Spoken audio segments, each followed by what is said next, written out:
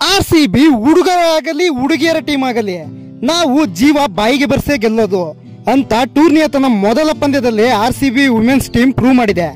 RCB match heart ಪೇಷಂಟ್ಗಳಿಗೆ ಅಲ್ಲ, RCB match ನೋಡಲು ಗುಂಡಿಗೆ ಗಟ್ಟಿ ಇರಬೇಕು. ಕ್ಷಣ ಕ್ಷಣಕ್ಕೂ ಹಲವು ಟ್ವಿಸ್ಟ್ ಅಂಡ್ ಟರ್ನ್ ಇದ್ದ ಮ್ಯಾಚ್ ಅನ್ನು RCB ರೋಚಕವಾಗಿ ಕಡೆಗೆ 2 ರನ್ಗಳಿಂದ ಗೆಲುವು ಸಾಧಿಸಿದೆ. RCB ಟೀಮ್ ನೀಡಿದ್ದ 158 ರನ್ಗಳ ಟಾರ್ಗೆಟ್ ಅನ್ನು ಚೇಸ್ ಮಾಡುತ್ತಿದ್ದ UP ಟೀಮ್ 16 ಓವರ್ಗಳ ಅಂತ್ಯಕ್ಕೆ 3 ವಿಕೆಟ್ ಕಳೆದುಕೊಂಡು 126 ರನ್ ಗಳಿಸಿತ್ತು. ಇಬ್ಬರು ಸೆಟ್ ಬ್ಯಾಟರ್ಗಳು ಬ್ಯಾಟ್ ಮಾಡುತ್ತಿದ್ದರು. ಗೆಲ್ಲಲು 24 ಬಾಲಲ್ಲಿ ಕೇವಲ 32 ರನ್ ಬೇಕಿತ್ತು. ಇನ್ನೇನು UP ಟೀಮ್ ಸುಲಭವಾಗಿ ಗೆದ್ದೇ ಬಿಡುತ್ತೆ ಅನ್ನೋಷ್ಟರಲ್ಲಿ ಆಶಾ RCBಗೆ ಆಸರೆಯಾದರು. ಅವರು 17ನೇ ಓವರ್ನಲ್ಲಿ ಮ್ಯಾಜಿಕ್ ಮಾಡಿದರು. ಕೇವಲ 2 ರನ್ ಕೊಟ್ಟು ಸೆಟ್ ಆಗಿದ್ದ ಶ್ವೇತಾ ಶರಾವತ್ ಹಾಗೂ ಗ್ರೇಸ್ ಹ್ಯಾರಿಸ್ ಜೊತೆಗೆ ಒಂದೇ ಓವರ್ನಲ್ಲಿ 3 ವಿಕೆಟ್ ಕಿತ್ತು ಗೇಮ್ ಅನ್ನೇ ಚೇಂಜ್ ಮಾಡಿಬಿಟ್ಟರು. ನೆಕ್ಸ್ಟ್ ಓವರ್ನಲ್ಲೇ ಇನ್ನೊಂದು ಟ್ವಿಸ್ಟ್ ಕಾದಿತ್ತು. ಕನ್ನಡತಿ ಶ್ರೇಯಾಂಕಾ ಪಾಟೀಲ್ ಮಾಡಿದ 18ನೇ ಓವರ್ನಲ್ಲಿ RCBಯ ಮಾಜಿ ಆಟಗಾರ್ತಿ ಪೂನಂ 14 ರನ್ ಬಾರಿಸಿದರು. ಇದರಿಂದ UPಗೆ ಗೆಲ್ಲಲು 12 ಬಾಲ್ನಲ್ಲಿ ಕೇವಲ 16 ರನ್ ಬೇಕಿತ್ತು. ಆಗ ಜಾರ್ಜಿಯಾ ಕೇವಲ 5 ರನ್ ಕೊಟ್ಟು ಪೂನಂ ವಿಕೆಟ್ ಕಿತ್ತು ಇನ್ನೊಂದು ಟ್ವಿಸ್ಟ್ ಕೊಟ್ಟರು. ಇನ್ನು ಪಂದ್ಯದ ಕಟ್ಟಕಡೆಯ ಓವರ್ನಲ್ಲಿ UP ಗೆಲ್ಲಲು 11 ರನ್ ಬೇಕಿದ್ದಾಗ ಮೊಲನೆಕ್ಸ್ 4 ಬಾಲ್ನಲ್ಲಿ ಕೇವಲ 3 ರನ್ ಕೊಟ್ಟಿದ್ದರು. ಇದರಿಂದ UPಗೆ 2 ಬಾಲ್ನಲ್ಲಿ 9 ರನ್ ಬೇಕಿತ್ತು. ಆಗ RCB ಅಭಿಮಾನಿಗಳು RCB ಗೆದ್ದೇ ಬಿಟ್ಟು ಅಂತ ಖುಷಿ ಪಡುತ್ತಿದ್ದರು.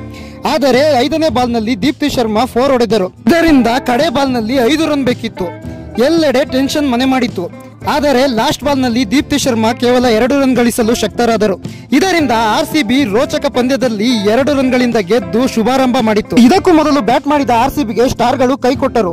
ಸೋಫಿ 1 ರನ್, ನಾಯಕಿ ಮಂದಾನ 13 ರನ್ ಮತ್ತು ಪೆರ್ರಿ ಕೇವಲ 8 ರನ್ ಗಳಿಸಿ ಔಟ್ ಆದರು. ನಂತರ ಜೊತೆಯಾದ ವಿಕೆಟ್ ಕೀಪರ್ ರಿಚಾ ಘೋಷ್ ಮತ್ತು ಡೆಬ್ಯೂ ಪ್ಲೇಯರ್ ಮೇಘನಾ 4ನೇ ವಿಕೆಟ್ಗೆ 71 ರನ್ ಪಾರ್ಟ್ನರ್ಶಿಪ್ ಕೊಟ್ಟರು. RCB ತಂಡದ ಮೊತ್ತವನ್ನು ಹೆಚ್ಚಾಗುವಂತೆ ಮಾಡಿದರು.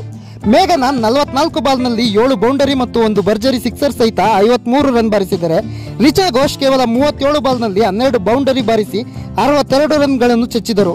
ಇನ್ನು ಕೊನೆಯಲ್ಲಿ ಕನ್ನಡತಿ ಶ್ರೇಯಾಂಕಾ ಲಾಸ್ಟ್ ಬಾಲ್ನಲ್ಲಿ 6 ಸಹಿತ 4 ಬಾಲ್ನಲ್ಲಿ 8 ರನ್ ಬಾರಿಸಿದರು. ಅದರಲ್ಲೂ ಲಾಸ್ಟ್ ಬಾಲ್ 6 ಮ್ಯಾಚ್ನ ಗೆಲುವಿನಲ್ಲಿ ಟರ್ನಿಂಗ್ ಪಾಯಿಂಟ್ ಆಯಿತು.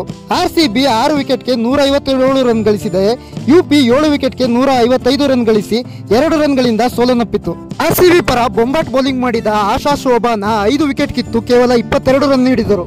ಅಲ್ಲದೆ ಈ ಪಂದ್ಯದ ಪಂದ್ಯಶ್ರೇಷ್ಠರಾದರು. ಅವರು ಅನಿಲ್ ಕುಂಬ್ಳೆ ನಂತರ ಚಿನ್ನಸ್ವಾಮಿ ಕ್ರೀಡಾಂಗಣದಲ್ಲಿ 5 ವಿಕೆಟ್ ಕಿತ್ತ ಮೊದಲ ಬೌಲರ್ ಆದರು. ಇನ್ನು RCB ಪರ ಈ ಪಂದ್ಯದಲ್ಲಿ ಸಿಮ್ರಾನ್ ಬಹದ್ದೂರ್, ಮೇಘನಾ, ಜಾರ್ಜಿಯಾ ವರ್ಹ್ಯಾಮ್ ಮತ್ತು ಸೋಫಿ ಮೆಲೋನೆಕ್ಸ್ ಪಾದಾರ್ಪಣೆ ಮಾಡಿದರು.